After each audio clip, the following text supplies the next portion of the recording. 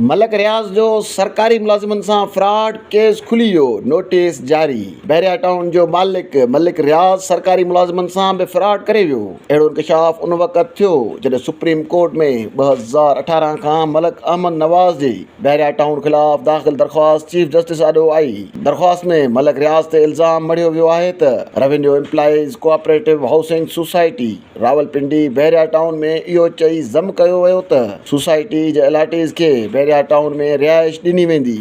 इहो चई सरकारी मुलाज़िमनि जी सोसाइटीअ जी ज़मीन मलिक रियाज़ पंहिंजे कब्ज़े में वठी उन एवज़ कुझु रक़म अदा करे उहा ज़मीन कंहिं ॿिए सोसाइटीअ खे वॾे रक़म एवज़ विकिरो करे छॾी। जॾहिं त सोसाइटी जे इलाटीज़ मुलाज़िमनि खे न बहरिया टाउन में रिहाइश मिली, न रक़म ऐं न ई मुतबादिल प्लाट मिलियो। सुप्रीम कोर्ट जे चीफ जस्टिस